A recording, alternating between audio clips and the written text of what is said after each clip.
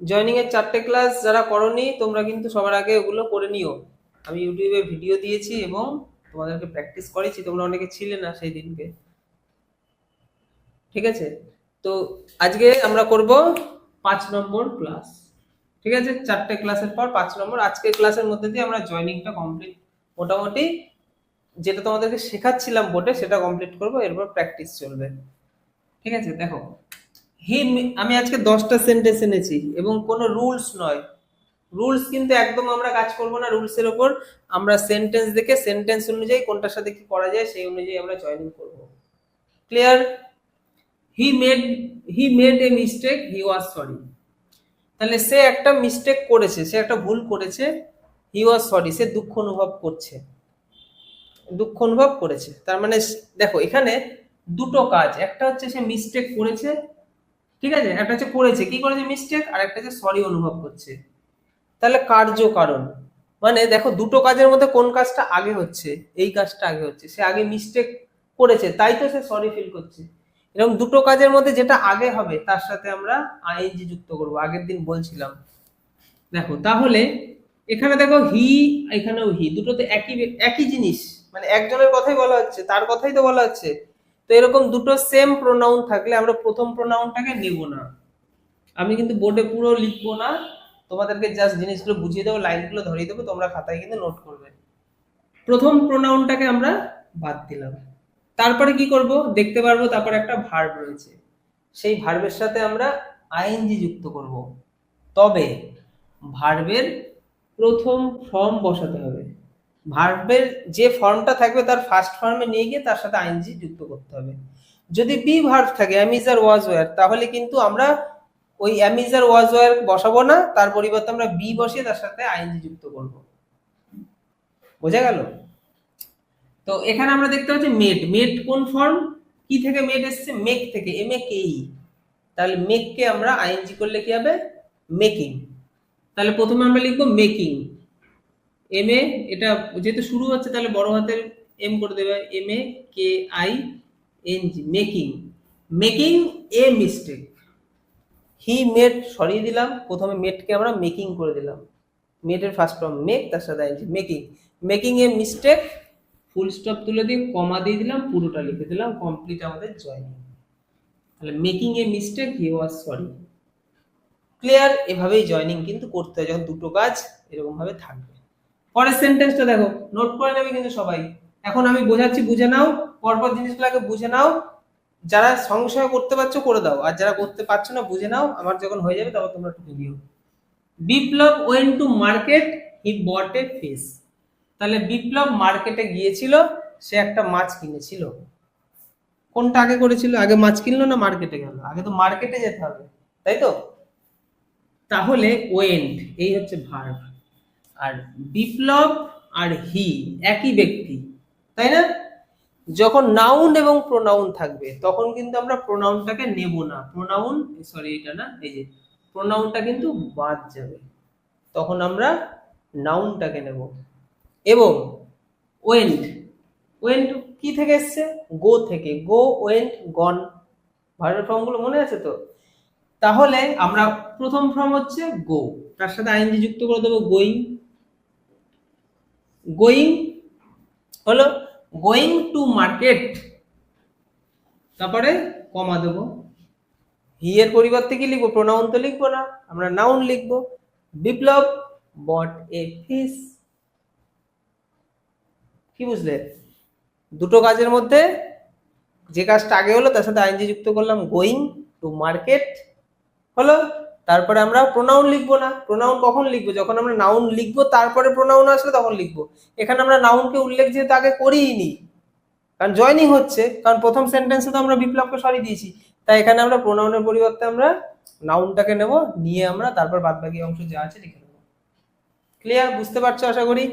এবার পরের সেন্টেন্সটা দেখতে হবে, মানে নাউন প্রোনাউন থাকলে কিন্তু আমরা নাউনটাকে লিখবো, হ্যাঁ, প্রোনাউনটাকে নয়। আর দুটো যখন প্রোনাউন থাকবে তখন তো তোমাকে প্রোনাউন লিখতে হবে, কারণ তখন তুমি জানো না নাউনটা কি, তাই তো? আচ্ছা, he was afraid, he could not speak anything. সে ভয় পেয়েছে, সে কুড নট স্পিক এনিথিং, সে কিছু বলতে পারছে না। তার মানে সে আগে তো ভয় পেলো, তারপর তো কিছু বলতে পারছে না। এখানেও কিন্তু দুটো কাজ, মানে এটার জন্য ওটা করছে, মানে এটা হচ্ছে মেন রিজন, তার ফলে এটা হচ্ছে। তাহলে যেটা আগে ঘটেছে তার সাথে আমরা আইএনজি যুক্ত করবো। এখানে ওয়াজ দেখতে পাচ্ছি, ওয়াজ হচ্ছে কি ভার্ব? Be verb. তাহলে আমরা বিং করব, বিইআইএনজি, বিং অ্যাফ্রেইড যেমন আছে লিখে দেবো বিং অ্যাফ্রেইড। ওয়াজ লিখবো না, হিও লিখবো না, এখানে দুটোই প্রোনাউন রয়েছে, তাহলে প্রথম প্রোনাউনটা বাদ, দ্বিতীয় প্রোনাউন যেটা আছে সেটাই লিখবো। ঠিক আছে, বিং অ্যাফ্রেইড ফুল স্টপ তুলে দিয়ে কমা দেবো, হি কুড নট স্পিক এনিথিং। বুঝতে পেরেছে কি বললাম? একদম সহজ, সহজ কি না? কি করছি আমরা জয়নিং এ একটু বুঝতে পারলে কিচ্ছু নেই, মানে দুটোর মধ্যে একটা কাজ একটু আগে হচ্ছে, তার সাথে আমরা আইএনজি যুক্ত করছি। যদি বি ভার্ব থাকে মানে অ্যামিজ আর ওয়াজ ভার্ব থাকলে আমরা বিং বসাচ্ছি, আর যদি নর্মাল ভার্ব থাকে তার ফার্স্ট ফর্মে নিয়ে গিয়ে আইএনজি যুক্ত করে তার পরের অংশটা লিখছি, ফুল স্টপ তুলে দিয়ে কমা দিচ্ছি, দিয়ে বাদ বাকি যে অংশ লিখে দিচ্ছি। এবং প্রথমে যদি নাউন প্রোনাউন থাকে সেটাকে লিখছি না। ঠিক আছে, প্রথমে যদি নাউন থাকে পরে যদি প্রোনাউন থাকে তাহলে ওই নাউনটাকেই আমরা প্রোনাউনের জায়গায় লিখছি, আর দুটো ক্ষেত্রেই যদি প্রোনাউন থাকে তাহলে প্রথম প্রোনাউনটাকে কেটে দিচ্ছি, দ্বিতীয় প্রোনাউনটাকে লিখছি। ক্লিয়ার? আচ্ছা, পরের সেন্টেন্সে চলো। He came to me, he wanted to get some help. এখানে কিন্তু আগের কনসেপ্টটা কিন্তু এই চারে কিন্তু কাজ করছে না।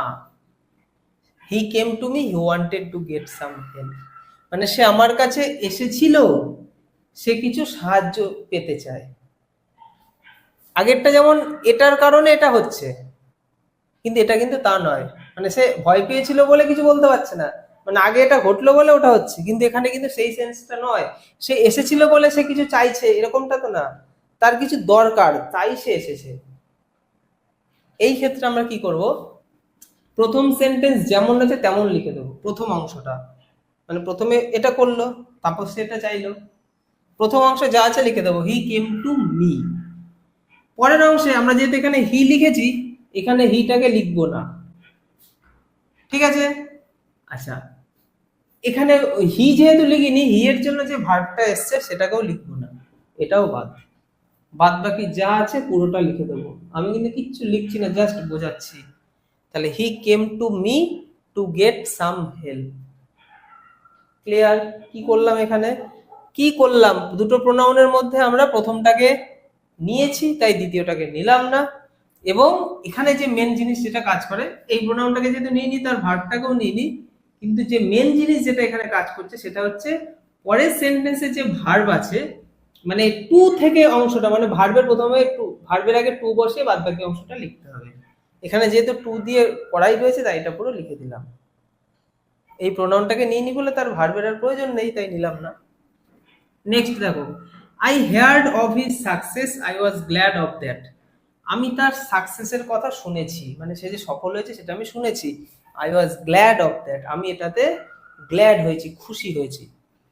তার মানে আমি খুশি হয়েছি তার সাকসেসে। সেন্টেন্সটা তো এরকম দেখাচ্ছে, আমি খুশি হয়েছি তার সাকসেসে।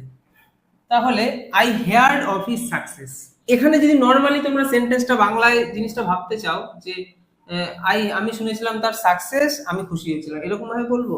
আমরা তো বলবো এরকম ভাবে, আমি খুশি হয়েছি তার সাকসেসের কথা শুনে, তাই না? তাহলে পরের অংশটাকে আগে আনতে হবে। আমরা কোনো রুলস ইউজ করছি না তো, বোঝার মানে প্র্যাকটিসের মধ্যে দিয়ে বুঝছি। তাহলে আই ওয়াজ গ্ল্যাড, এই অংশটা, আই হচ্ছে subject, was verb, I was glad, তাহলে আই ওয়াজ গ্ল্যাডটা আগে বসে দেবো, আই ওয়াজ গ্ল্যাড। আচ্ছা, লিখলাম। কিসের জন্য আমরা গ্ল্যাড, কিসের জন্য গ্ল্যাড? শুনেছি তার সাকসেসের কথা, তাই আই ওয়াজ গ্ল্যাড, তারপর টু বসাতে হবে। টু, যেটা আমি বলছিলাম যে পরের অংশটা টু থেকে বাদ বাকি অংশ, তো এখানে যেহেতু এই অংশটাকে আমাকে আগে নিতে হবে তাই আগে নিয়ে টু লিখলাম, I was glad to. To এর পর আমরা কি বসাবো, ভার্বের প্রথম ফর্ম। তাহলে হেয়ার্ড এর প্রথম ফর্ম কি হয়, হেয়ার হয়, টু হেয়ার, HEAR, হেয়ার। তাহলে I was glad to hear of his success, of his success. ঠিক আছে, কি করলাম এখানে, I was glad, of that কে প্রয়োজন নেই, কেটে দিলাম। এখানে হেয়ারকে আমরা প্রথম ফর্মে নিয়ে আসলাম, তার আগে টু বসিয়ে দিলাম, ব্যাস। এই যে টু হেয়ার, তারপর যা আছে সব লিখে দিলাম। আই কথাটা যেহেতু একবার এখানে ব্যবহার করেছি তাই এটার প্রয়োজন নেই। ক্লিয়ার? বুঝতে পেরেছো? একটু ঘিজিমিজি হচ্ছে, যারা বুঝতে পারছে তারা কিন্তু করে দেবে। তো আগে যেন কনসেপ্ট বুঝে নাও, এখন সাথে সাথে লিখো না কেউ, কারণ তখন তোমাকে মেন্টালি একটুখানি প্রেশার দিতে হবে যে জিনিসটা কি বলেছিল, একটু ভাববে, সঠিকটা করতে পারো, তখন থেকে খুশি লাগবে। তো জিনিসগুলো বুঝে নাও পর পর। I have many friends here, এখানে আমার অনেক বন্ধু আছে। They will stand by me, তারা আমার পাশে দাঁড়াবে। এখানে কিন্তু ওই এইরকম ব্যাপারই বোঝাচ্ছে, টু দিয়ে ভার্বের প্রথম ফর্ম বসে পুরোপুরি বসে। তাহলে এখানে আমার অনেক বন্ধু আছে পাশে দাঁড়ানোর মতো, বাংলায় সেন্সটা তো এরকমই আসছে। তাহলে হেয়ারটাকে আমরা প্রথমে বসাবো, হেয়ার, HER, হেয়ার। এখানে এখানে মানে here I have many friends, তাহলে আই হ্যাভ মেনি ফ্রেন্ডস যেমন আছে এটা লিখে দেবো, here I have many friends. তারপরে মেনি ফ্রেন্ডস লিখে দিয়েছি, তার জন্য আর প্রোনাউনের প্রয়োজন নেই, যেহেতু সেন্টেন্স একটা হয়ে যাচ্ছে, প্রোনাউন প্রয়োজন নেই, তাহলে ভার্বটাও প্রয়োজন নেই, উইলও কেটে দিলাম। স্ট্যান্ড, এটা হচ্ছে মেন ভার্ব, তার আগে আমরা টু বসিয়ে দেবো, টু স্ট্যান্ড বাই মি দিয়ে ফুল স্টপ। বলি সেন্টেন্সটা ভালো করে বুঝে নাও, এখন কিন্তু টুকবে না, ঠিক আছে? একেবারে যখন হয়ে যাবে তখন। তাহলে আই হ্যাভ, এই যে here, I have many friends, এখানে হেয়ারটাকে ওখানে দিয়ে দিয়েছি, তাই এখানে আর লেখার দরকার নেই, এখানে দিয়ে দিয়েছি many friends to stand by me, কোনো কমা কিন্তু থাকবে না। ক্লিয়ার? পরেরটা দেখো, I reached the spot, it was noon at that time. এখানে এই সেন্টেন্সটা দেখো, তুমি যদি বাংলায় করো কিভাবে করবে, I reached the spot, it was noon at that time.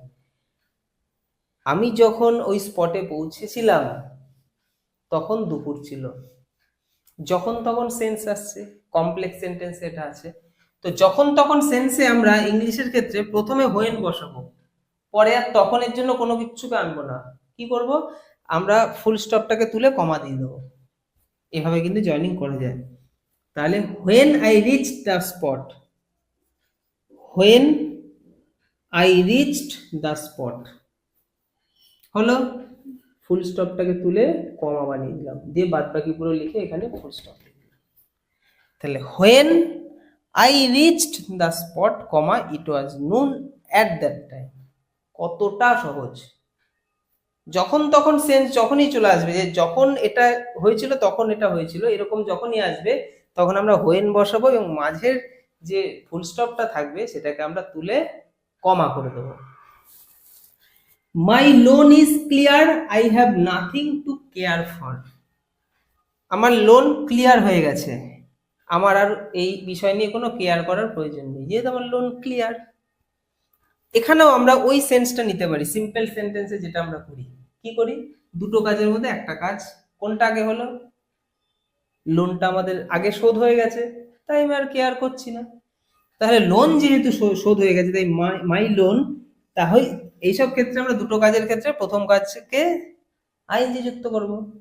এখানে ইজ কি ভার্ব, বি ভার্ব, তাহলে বি ভার্ব বলে আমরা বিং বসাবো, এখানে কি করব, বিং, BEING, বিং। তাহলে ইজ এর পরিবর্তে আমরা কি লিখবো, বিং। তাহলে মাই loan being clear, comma I have nothing to care for, full stop. My loan being clear, I have nothing to care for. যে কাজটা আগে হলো তার ভার্বের প্রথম ফর্ম বানাবো, অথবা যদি বি ভার্ব থাকে বিং বসিয়ে দেবো, ব্যাস, আর কিচ্ছু প্রয়োজন নেই। ওইখানে যেমন বিং দিয়ে আমরা প্রথমে বসিয়েছিলাম, কেন বসিয়েছিলাম দেখো, এখানে যেমন বসিয়েছিলাম আমরা, নাউন একই ছিল, বিপ্লব এবং হি একই রকম ছিল, এখানে দুখানা হি ছিল, সেক্ষেত্রে আমরা প্রথমে বিং দিয়ে শুরু করে দিলাম, তারপরে আমরা নাউন বা প্রোনাউন যে সাবজেক্টটা থাকছে সেটা বসাচ্ছি। কারণ সেখানে কি হয়, নাউন বা প্রোনাউন যেটা রয়েছে সেম রয়েছে, মানে সেই ব্যক্তিকেই বোঝাচ্ছে, মানে নাউন যে প্রোনাউনও সেই, কিন্তু এখানে কিন্তু সেই ব্যাপারটা না, মাইলোন আলাদা জিনিস, আমি আলাদা জিনিস। এখানে সাবজেক্ট মাইলোন, এখানে সাবজেক্ট আমি। সেই ক্ষেত্রে আমরা কি করব, সেই ক্ষেত্রে তো আমরা ওই বিং দিয়ে শুরু করে তারপর আই থেকে লিখতে পারি না, সেক্ষেত্রে আমরা প্রথম সাবজেক্টটাকে আমাদের রাখতে হবে, তারপরে ওই ভার্বের সাথে ভার্বের ফার্স্ট ফর্ম করে আইএনজি করে কমা ফুল স্টপ তুলে কমা দিয়ে বাদ বাকি বসে দিতে হবে। আশা করি বোঝাতে পারছি তোমাদেরকে। 9 নম্বর সেন্টেন্সটা দেখো, the policeman is honest, he will not accept the bribe. পুলিশম্যানটা কি ছিল, সৎ ছিল, তাই সে কোনো রকম ঘুষ স্বীকার করে না বা ঘুষ সে নেবে না। সৎ পুলিশ অফিসাররাই যেটা হয়, এটাই তো উচিত। তো সেক্ষেত্রে আমরা কি করব, এখানেও কিন্তু একই জিনিস দেখতে পাচ্ছি, সে এই কাজটা ফলে ওই কাজটা হচ্ছে, মানে দুটো কাজের মধ্যে আগে একটা কাজ আগে, মানে ও কিন্তু অনেস্ট, তাই সে ওইটা করছে না। তো সেক্ষেত্রে আমরা প্রথম যে ভার্বটা আছে তার সাথে আমরা আইএনজি, তাহলে ইজ বি ভার্ব, তাহলে কি বসাবো, বিং, বিইআইএনজি। এখানে সাবজেক্ট দা পুলিশ, এখানে সাবজেক্ট হি। সাবজেক্ট যেহেতু সেম, তো সাবজেক্ট যেহেতু সেম মানে এটা হচ্ছে নাউন, এটা হচ্ছে প্রোনাউন, সেই জন্য আমরা প্রোনাউনকে নেব না। আমরা কাকে নেব, নাউনকে, তবে প্রথমে নয়, দ্বিতীয়তে, মানে প্রোনাউনের জায়গায় আমরা নাউনকে বসিয়ে দেবো। তাহলে কি করব, প্রথম কাজ হচ্ছে বিং অনেস্ট, তারপরে লিখবো the policeman will not accept the bribe. Clear? Clear সবার, বুঝতে পেরেছো? তাহলে পুলিশম্যানকে আমরা প্রথমে কিন্তু নিলাম না, বিং অনেস্ট, কমা, এই যে কমা দেবো, comma, the policeman will not accept the bribe. Last 10 নম্বর সেন্টেন্সটা দেখো, they wanted to reach in time, তারা চেয়েছিল টাইমের মধ্যে পৌঁছাবে, they did not stop on the way, রাস্তার কোথাও তারা দাঁড়ায়নি। তার মানে এখানে কিন্তু উল্টিয়ে দেওয়া রয়েছে, মানে এই অংশটা আগে হওয়া উচিত, এটা পরে, মানে তারা রাস্তায় কোথাও দাঁড়ায়নি টাইমে পৌঁছানোর জন্য। আমরা বাংলাতে এইভাবেই সেন্সে জিনিসটা বলি, তাহলে এই অংশটাকে আমরা প্রথমে লিখবো, তাই তো? তাহলে they did not stop on the way, তাহলে they did not stop on the way, হাতের লেখা বাজে হলেও আমার মুখের কথা শুনে বুঝে নাও, way, they did not stop on the way. দ্বিতীয় অংশটা লিখলাম। এবার দে কথাটা তো আমরা ইউজ করেছি, তাই এটা নেওয়ার দরকার নেই, আর সাবজেক্ট হিসেবে দে কে যেহেতু নিচ্ছি না, মানে এটাতে যেহেতু প্রোনাউন এখানে, তো তার ভার্বটাকেও নেওয়ার প্রয়োজন নেই। টু থেকে পুরোটা লিখে দেবো, to reach in time, to reach in time, তাহলে they did not stop on the way to reach in time. হ্যাঁ, বোঝা গেল? বোঝা গেল সবার? তো জয়েনিং এর 5 নম্বর ক্লাস হলো। এরপর যদি আমি জয়েনিং এর কোনো ক্লাস নিয়ে আসি বা তোমাদেরকে শেখাই, সেখানে কিন্তু নর্মালি প্র্যাকটিস করব, এখনো প্র্যাকটিসই করছি। মোটামুটি এই সেন্টেন্সগুলো তোমরা খাতায় একদম সুন্দরভাবে নোট করে রাখো, আর রিলেটেড মানে রিলেশন তৈরি করো, তোমাদের যেটা পরীক্ষায় আসবে বা প্র্যাকটিস বুকে তোমরা যেটা পাচ্ছ রিলেট করো যে কোনটার সাথে ম্যাচ খাচ্ছে, সেই অনুযায়ী করো। সেন্টেন্সটা পড়ো, তার বাংলা মিনিং অর্থ বোঝার চেষ্টা করো, এবং বাংলায় তুমি কিভাবে করতে সেই রকম ভাবে ইংলিশে করো। তার জন্য কোন কোন ওয়ার্ডগুলো দরকার হয়, কমন কিছু ওয়ার্ড আছে, সেগুলো একটু জেনে নাও, বুঝে নাও, প্র্যাকটিস করো, দেখবে জয়েনিং এও হয়ে যাবে তোমরা চ্যাম্পিয়ন। ঠিক আছে? তাহলে জয়েনিং গুলো এবার আমাদেরকে প্র্যাকটিস করতে হবে। জয়েনিং এর ক্লাস এখানেই তাহলে শেষ করলাম, চলো।